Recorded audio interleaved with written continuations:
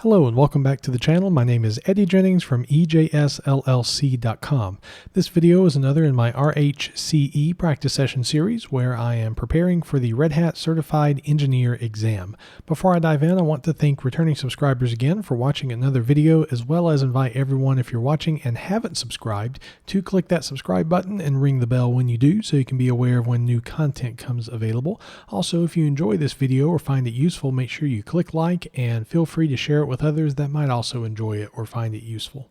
In this video, we're going to be looking at the last of the objectives under the Understand Core Components of Ansible objective section, and that is use provided documentation to look up specific information about Ansible modules and commands.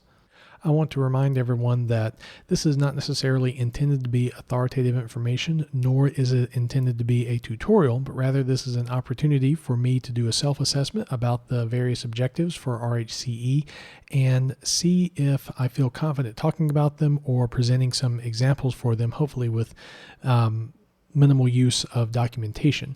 And the idea is at the end of the video, if I feel pretty confident about what I presented, then I'm probably well prepared to handle tasks on the exam about whatever the objective is. And then if not, I know what I need to be studying for, since the exam will be in, I think it's actually 3 weeks from tomorrow. So still have some time to brush up on some stuff. And there are some things, if you've watched some of my other videos, I'm definitely going to need to brush up on, but there's still time to make that happen.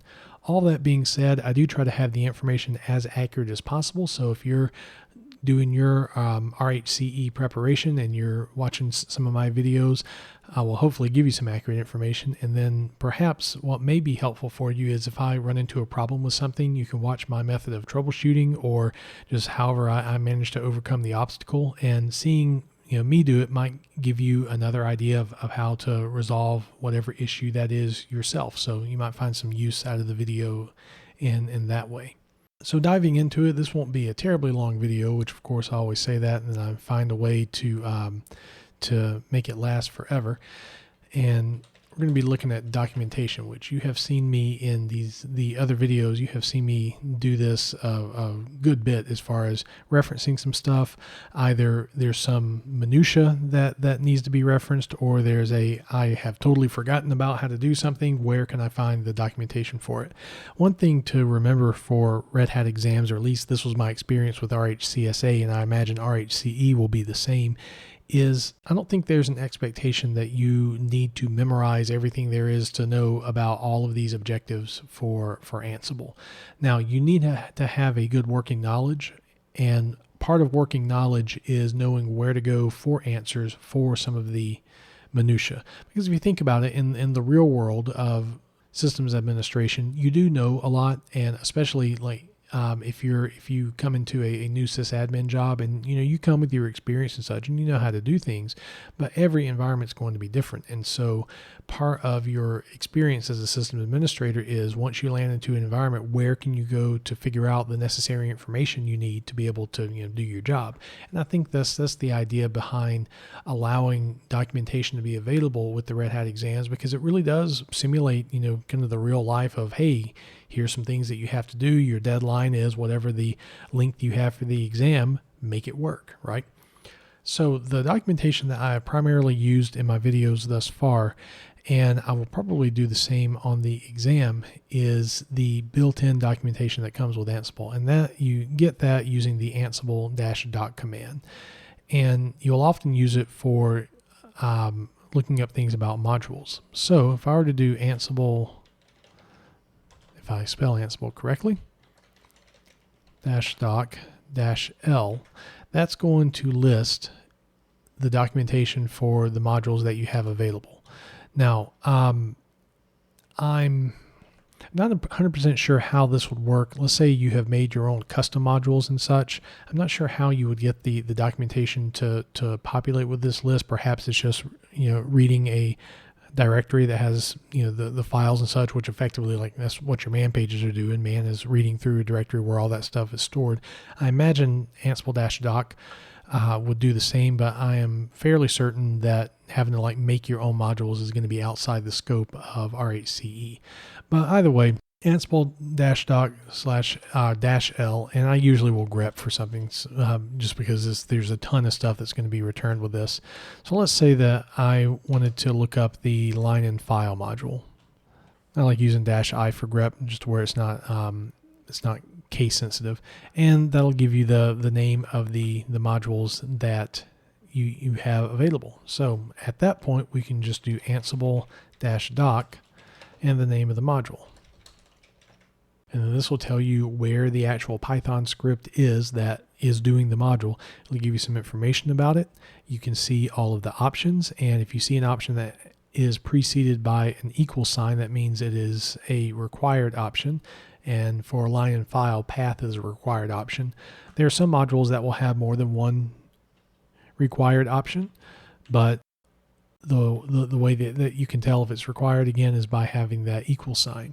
Also, you will probably see some references to other documentation, and some might actually give you some examples. Line and file here gives you a few examples of usage, which if you're in the thick of it for an exam, sometimes seeing the example usage might be a little bit more helpful for you than just reading through the documentation. Now, there's one that I use very often, and that is, or rather there's an option for Ansible-doc that I use very often, and that is the -s flag. So let me clear my screen, and if I do Ansible-doc -s line and file, that's going to give us an abbreviated version of the documentation. And I find this especially useful if I'm trying to figure out what the required item is. Actually, line and file might have not been the best example because there's a ton of options with line and file, but it gives you a bit more of a condensed version. It usually does not have examples with it, and I don't think it shows the path. Let me look. Go back to the top here. Yeah, it doesn't tell you the path of where the Python script is. So depending on the amount of information that you need, just the -s option might be useful for you. Now there's more than just modules you can look up on the Ansible doc. Let's take a look at the man pages for this. And there's a -t flag. And the -t flag is type. And there, I'm pretty sure, I'm trying to remember off the top of my head, I'm fairly sure there's a video that I had to use -s type to find some of the information I needed. I think it was with inventory. I think I was struggling with the YAML way of writing an inventory file versus the INI, and -type helped me out with that. So let's put it to the test. Because inventories are obviously not modules, let's see what Ansible-doc can give us for -t type, and we'll do inventory. I'll have to do a -l with that as well. Yeah, so t type, inventory, and then list. Yeah, that's right, Ansible-doc. Okay. Maybe I need to do -l as well with it. All right, this looks a little bit more useful. Uses YAML file as inventory source. All right, so let's do this. Ansible-doc -t inventory YAML. There we go. And or is that giving us actually what I want? Yeah, that's showing us our hosts. All right, so now I'm curious. Just Ansible-doc YAML, see what comes up. Yeah, so we have to do the -t inventory and then looking up what you need for YAML. Now, you can also do, part of the objective is looking up things about commands as well. Well, good old man page, Ansible. And what I have used a couple of times is Ansible Playbook. There are a couple of parameters, such as dictating what the become user is. One that I will use sometimes is either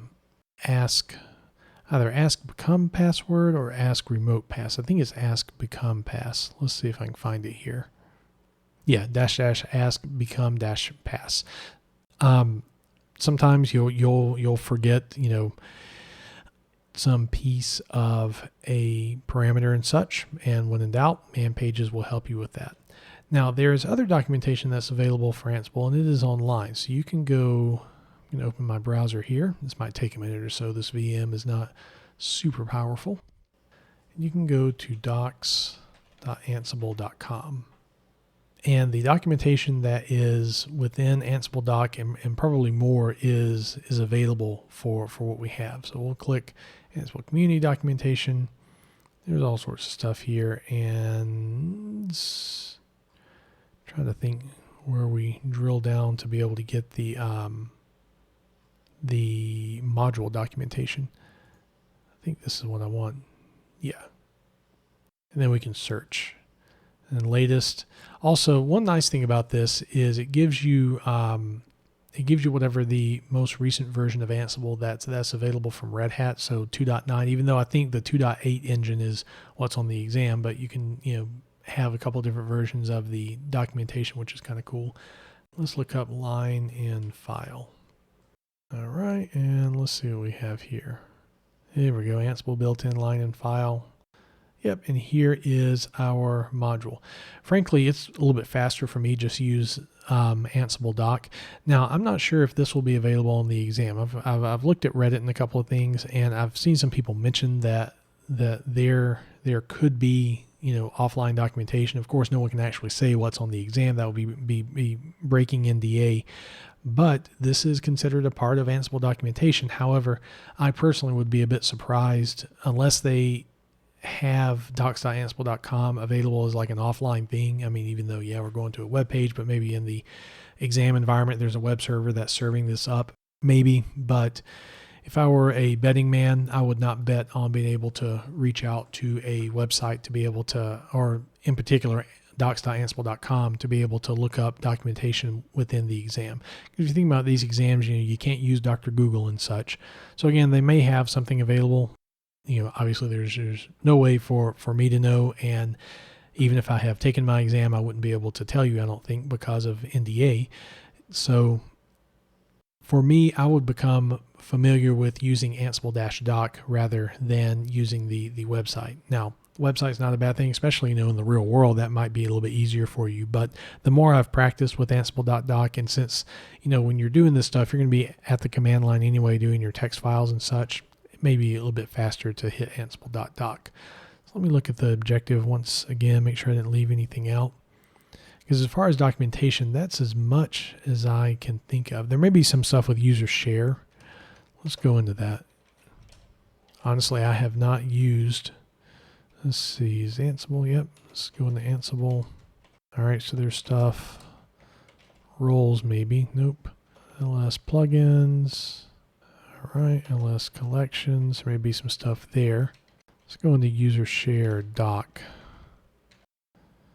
See if there's Ansible in here. There is. All right, so not a whole lot of information on that. Yeah, when I've done some of my own practice, I really haven't used user share and user share doc for stuff. That being said, one other source of documentation, I didn't even think about this, are some of the default files themselves, such as the configuration file. And also, if I were to let's see Ansible hosts, you will get some information about how to write your inventory file and such, especially in the INI format. So I guess in addition to Ansible-Doc, you can look at some of the default files to be able to get some information as well. So I hope you found this video useful for you. If you did, make sure that you click like and feel free to share it with others. I want to thank returning subscribers one more time for taking the time to watch another video, and to invite you, if you haven't subscribed yet, to click that subscribe button and ring the bell when you do, so you can be notified of when new content comes available. Feel free to leave comments. You can ask questions, leave praise, leave critique. It's all good, and I will respond as I have both time and ability. I can't promise that I'll respond to everything, but I'll try to get to as much as I reasonably can. Thanks again for taking the time to watch, and I'll see you the next time.